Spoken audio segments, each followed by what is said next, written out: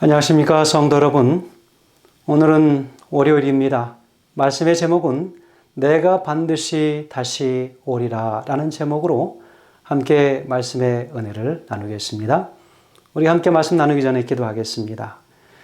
하늘에 계신 아버지 하나님, 오늘 저에게 주신 귀한 하루의 은혜를 인하여 감사합니다. 오늘 저에게 주신 말씀의 제목이 참으로 귀합니다.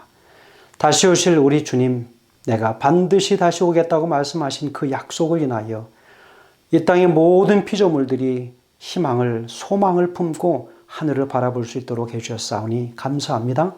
오늘 말씀을 열어서 하늘을 깊이 묵상할 때 오늘 우리 주님 만날 수 있도록 도와주시옵소서. 예수님의 이름으로 기도합니다. 아멘. 오늘 월요일에 말씀의 제목은 내가 반드시 다시 오리라 라고 말씀해 주셨습니다.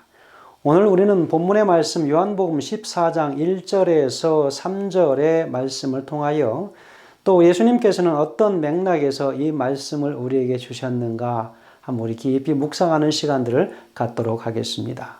여러분, 요한복음 14장은 너희는 마음에 근심하지 말라, 하나님을 믿으니 또 나를 믿으라 라고 말씀하신 바로 예수님의 약속이 거기에 담겨져 있습니다. 지금 하늘로 이제 올려가시기 위하여 준비하시는 과정에서 제자들에게 약속을 주십니다. 내가 가서 너희들이 이제 하늘에 오면 있을 모든 처소를 내가 이제 예비하고 그 하는 일이 다 준비의 일이 맞춰지면 다시 내가 반드시 와서 내가 너희를 나 있는 곳으로 영접하여 나 있는 곳에 너희도 함께 있게 해주겠다라고 하는 너무나도 분명하고 확실한 약속. 이 땅의 모든 그리스도인들이 예수님을 믿으며 가장 큰 확신에 찬 그 믿음의 약속이 저는 이 말씀이라고 생각이 되어집니다. 요한복음 14장 1절에서 3절은 이렇게 기록합니다. 유월절 전에 예수께서 자기가 세상을 떠나 아버지께로 돌아가실 때가 이른 줄 아시고 세상에 있는 자기 사람들을 사랑하시되 끝까지 사랑하시니라. 마귀가 벌써 시몬의 아들 가룟 유다의 마음에 예수를 팔 생각을 넣었더니 저녁 먹는 중에 예수는 아버지께서 모든 것을 자기 손에 맡기신 것과 또 자기가 하나님께로부터 오셨다가 하나님께로 돌아가실 것을 아시고라고 기록했습니다. 요한복음 13장의 끝에 예수님은 자신이 떠나신다라고 말씀하셨습니다. 바로 이 말씀에 베드로는 예수님이 어디로 가시는지 질문하게 되지요. 바로 요한복음 13장 36절에 베드로가 질문을 합니다. 시몬 베드로가 가로되 주여 어디로 가시나이까? 예수께서 대답하시되 나의 가는 곳에 내가 지금은 따라올 수 없으나 후에는 따라오리라 라고 말씀하셨습니다. 베드로를 비롯한 이 제자들은 아직도 십자가를 받아들일 만한 믿음이 없었음을 우리는 알고 있습니다. 그래서 예수님은 비슷한 그런 뉘앙스로 예수님께서 요한복음 13장 7절에서도 이미 말씀하셨습니다. 베드로가 예수님께 말하기를 주께서 내 발을 씻기시나이까? 라고 물었습니다. 그랬더니 예수님께서 뭐라고 말씀하세요? 예수께서 대답하여 가라사대 나의 하는 것을 내가 이제는 알지 못하나 이후에는 알리라 그랬습니다. 지금은 너희가 이것을 받아들이고 내가 너희의 발을 씻기는 것조차도 이해하지 못하니 내가 다 너희에게 어떻게 설명할 수 있겠느냐라고 하는 것입니다. 그러나 후에는 모든 것이 이루어진 후에는 너희가 보면 알게 될 것이다. 아직은 그것을 이해할 만큼의 믿음이 깊지 않았음을 예수님은 아셨습니다. 제자들은 예수님께서 당신의 죽음과 부활 그리고 승천에 대해서 말씀하시고 계신 것을 이해하지 못합니다. 베드로는 주님을 따르기 위해서 목숨을 버릴 준비가 되어 있다고 말합니다. 베드로의 성격이었죠. 그러자 예수님은 베드로를 부인하는 예언을 하시지 않습니까? 여러분 얼마나 가슴 아픈 일입니까? 내가 이렇게 열심히 하겠다고 하는데 예수님은 전혀 반대의 말씀을 하시지 않습니까? 예수님은 이런 맥락 가운데에서 제자들에게 마음에 근심하지 말라고 말씀하십니다. 여기서 여러분 근심한다라고 하는 이 말은 이 타라소라고 하는 헬라어 동사로 사용되어졌습니다. 근심하면 어떻게 될까요? 그들의 마음이 동요가 됩니다. 방해가 되지요. 불안하게 됩니다. 혼란에 빠지게 된다고 하는 뜻을 가지고 있습니다. 더 이상 너희들 마음속에 혼란해하지 마라. 더 이상 너희의 마음에 불안해하지 마라 라고 이야기하는 것입니다. 제자들이 예수님의 말씀을 듣고 혼란에 빠졌던 것도 사실은 이상한 일이 아니었을 것입니다. 예수님은 두려워하는 제자들을 위해서 거할 곳이 많은 아버지의 집을 막 이야기합니다. 그분은 그들을 위해서 초소를 예비하러 그곳에 가신다라고 말씀하셨어요. 예수님은 바로 그분이 하신 그 말씀에는 다가오는 십자가의 폭풍을 넘어서 자신의 백성을 구원하기 위해서 다시 오실 것을 이야기하고 있습니다. 분명히 다시 오실 때가 있을 것이다. 그분은 죄로 인한 이 모든 이 비극이 단번에 끝날 때를 바라고 계십니다. 바로 예수님께서는 가서 너희를 위하여 처소를 예비하면 내가 다시 와서 너희를 내게로 영접하여 나 있는 곳에 너희도 있게 하리라 라고 요한복음 14장 3절에서 말씀하십니다. 이것은 분명히 주님의 재림에 관한 약속이죠. 다시 오시겠다고 하는 약속입니다. 여러분, 그 약속을 확신할 수 있는 근거가 무엇이겠습니까? 많은 사람이 성경의 예언의 성취라고 말할 것입니다. 그것은 분명한 사실입니다. 거기에 요한복음 14장 3절은 재림의 약속에 대한 다른 근거들을 제시합니다. 여러분, 이 구절에서 내가 올 것이다 라고 분명히 말씀하세요. I will come 이라고 이야기하죠. 그런데 내가 이 헬라어 원문에서는 내가 오고 있다 그렇게 표현했습니다. 참 재미있는 표현 아니겠습니까?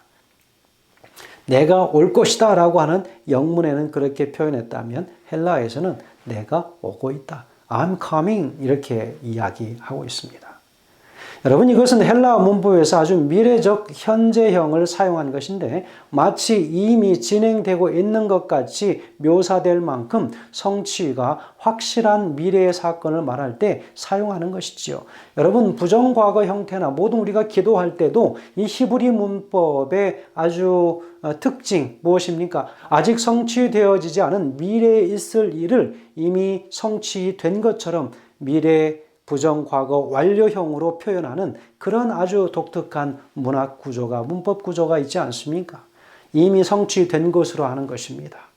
그래서 오히려 그것을 인하여 성취되지 않은 것이지만 보이지 않는 것을 보는 것처럼 미래로 향하여 보는 것처럼 그들의 믿음을 활용하여 바라볼 수 있도록 그렇게 인도하셔서 이미 그것에 감사하다라고 표현하는 것이 우리가 드리는 바로 기도의 형식 아니겠습니까?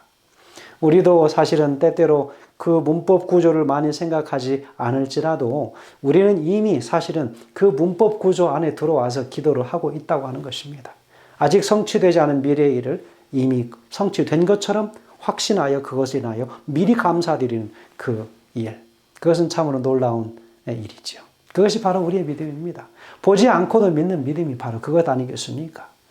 여러분, 두려워하는 제자들을 위해서 재림에 주어진 이 약속은 죄로 인한 비극이 완전히 끝났다고 하는 바로 그때에 그분께서는 이 땅에 임하실 것이다 라고 하는 약속입니다. 그분을 신뢰할 수 있기에 우리는 그 약속도 이루어질 것을 믿는 것 아니겠습니까? 참으로 놀라운 믿음이지요. 십자가는 그리스도의 재림의 확실성에 대해서 오늘 우리에게 분명히 가르쳐주는 교훈이 있습니다. 여러분, 오늘 우리는 여기서 무엇을 우리는 깨달아야 하겠습니까? 예수님의 재림이 없다면 예수님의 초림의 죽으심이 우리에게 무슨 소용이 있겠는가? 아무 의미가 없는 것이죠. 그래서 바로 이 구절의 본문의 말씀을 우리는 내가 반드시 다시 와서라고 이렇게 번역하는 것이 때로는 합당한 것처럼 보일 수 있을 것입니다. 우리 주님의 재림에 대한 우리의 소망의 근거는 성경 예언의 성취에만 있는 것이 아니지요. 우리에게 그 약속을 주신 분, 바로 그분을 신뢰할 수 있기 때문에 우리의 소망은 더 확신해지고 분명해지는 것입니다.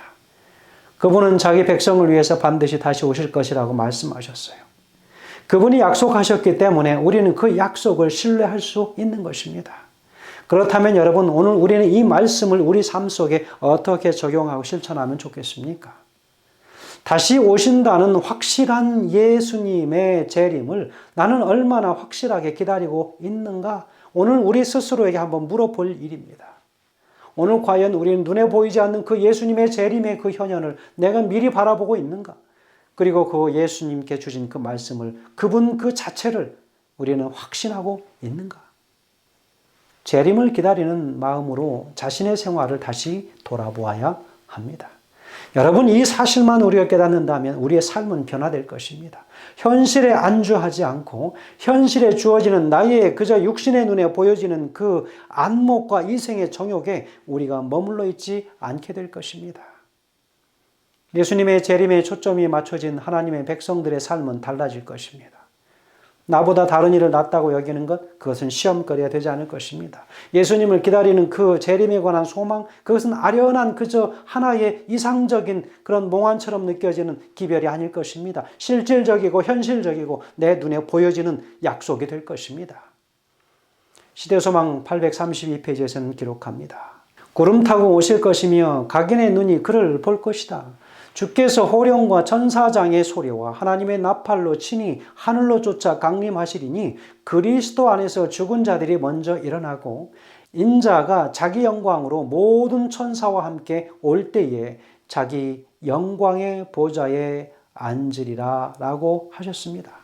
그때 너희를 위하여 처소를 예비하면 내가 다시 와서 너희를 내게로 영접하여 나 있는 곳에 너희도 있게 하리라고 제자들에게 하신 약속이 성취될 것이다 라고 기록하고 있습니다. 성도 여러분, 이제 한 해를 마무리하면서 우리 주님의 다시 오시는 그 날은 더 가까워졌습니다. 내가 처음 믿을 때보다 더 가까워졌고 어제보다도 더 가까운 오늘이 예수님의 재림과 더 근접해 있음을 우리가 믿어야 할 것입니다.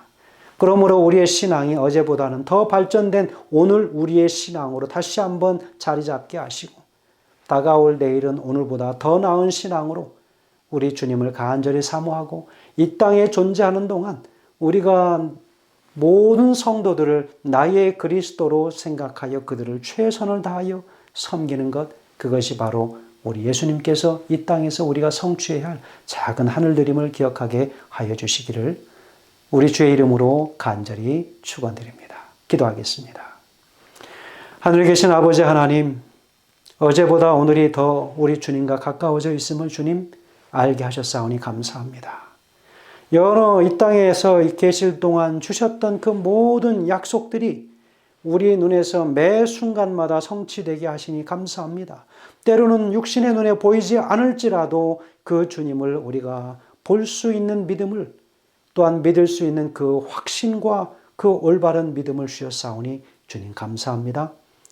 다시 주실 우리의 그 삶 속에서 다시 오실 그 예수님을 더 가까이에서 만나는 우리의 모든 삶이 되게 하시기를 예수님의 귀하신 이름으로 간절히 기도드리옵나이다. 아멘.